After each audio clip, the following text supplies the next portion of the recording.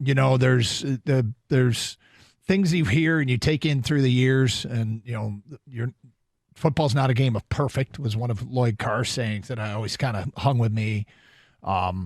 Because you want to play perfect every game. You want to do everything perfect. The Lions didn't do everything perfect, but they've gotten to the point where they don't need to do everything perfect to still win. And I'm not going to say win comfortably, but kind of. It was kind of a comfortable win. I didn't feel that Vegas was ever going to threaten to drive the football against this defense. They did the one time primarily on the ground, and that was it. Aaron Glenn's defense is good. Now, the Raiders aren't the greatest team. They don't have a great run defense themselves, but the Lions were clearly the better team last night. And I mean, here's one thing. This is a fact, okay? And you get to some things and you hear people that might still be skeptical, and that's fine. I mean, everybody gets their own criteria of what they want to see. Out of all the teams in a playoff position right now in the NFC, the Detroit Lions have played the toughest schedule. The Detroit Lions' strength of schedule is the toughest of any team that's in a playoff spot in the NFC. Their opposing team's winning percentage is .500. And the Vikings are .483. The Falcons are .458.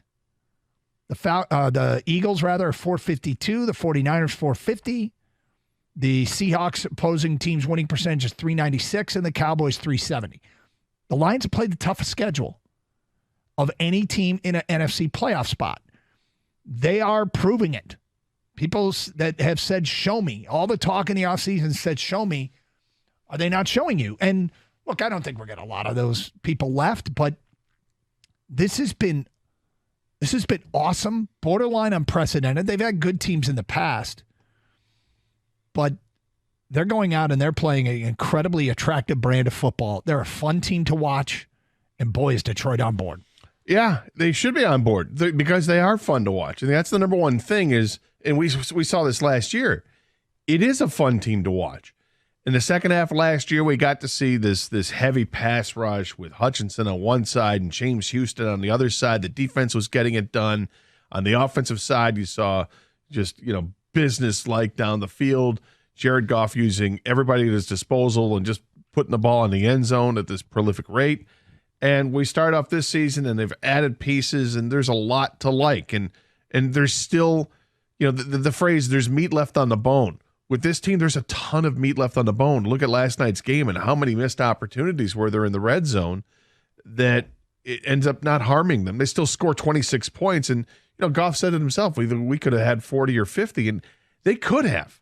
The offense was running that well. And one of the things I loved about last night from a game standpoint was how Jahmyr Gibbs ran. It wasn't just utilizing speed, getting to the outside. He ran inside. His touchdown run starts inside. And then once he gets past the first level, he slides to his right, uses that speed to make a safety miss and goes towards the corner, and it's a touchdown. Jahmyr Gibbs can run inside. He can run outside. You'd prefer to see him going outside. And the Lions made adjustments. Once you realize Max Crosby's really good, yeah, stop running towards his side. Or at least if you are, maybe block him. Because there were times that Penei Sewell did fine. Yeah, but they leaving him one-on-one with Sam Laporta or Brock Wright or whatever tight end du jour was not going to get it done. At one point you could hear him say, "You're wasting your time." You could hear, like, the audio on the Monday night feed was great.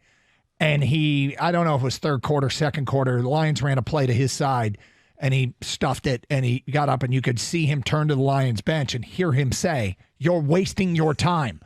They ran right back at him for like 12 yards the next play. Yeah. So they didn't run away from him. They just did a better job of it. But the bottom line is the emergence of Jahmyr Gibbs is going to be more than a little bit useful moving forward. Now, again, that's not a great rush defense they played, and their next two games, the Chargers and Chicago, are both top 6 in rush defense in the NFL. So it'll be more important to see him continue because there are flashes in the pan, and there are guys that just have a game here or there. But, he's so young and early in his career that the learning curve is probably steep, and the chance for him to really excel and blossom here in front of our eyes is a big deal. And they kind of need it. They kind of need it with guys out, guys banged up, and Jahmyr Gibbs, his emergence is incredibly timely given David Montgomery's injury. And I mean, forever we're going to revisit should they have taken Jalen Carter. If you take Jalen Carter, you don't have Jahmyr Gibbs and Sam Laporta. That combination of two players on offense and the fact that they are surviving with the defensive tackles they are surviving. They have the number 2 rush defense in the league, so they're doing more than surviving. Could they be pressuring the quarterback more? Maybe. There's some give and take there, but for Brad Holmes and for the people that are just can't sleep over the Jalen Carter, passing on him. Seeing Jahmyr Gibbs do that certainly helps. Well, we saw a couple plays earlier this year that gave us a glimpse of how good Jahmyr Gibbs can be, and he would stumble. Remember, he had those couple plays early on, like, that's a touchdown if he doesn't fall down. Right. And there were 2 of them like that. Well, now he's not falling down. He had the touchdown run late in the game against the Ravens. It was all speed, right? Just tossed left, boom, there he goes, and he's shot out of a cannon. You're like, they can't stop that. And there will be plays like that throughout the season that we're going to have more of those. You can't expect to get those several times a game, but if you can get them once a game and boom, he's shot out of a cannon and it's like a 20-yard gain, you saw it last night. It's that speed that's intoxicating, and that's exactly why the Lions decided to trade back and take a chance that they were going to be able to still get him and use a first-round pick on a running back.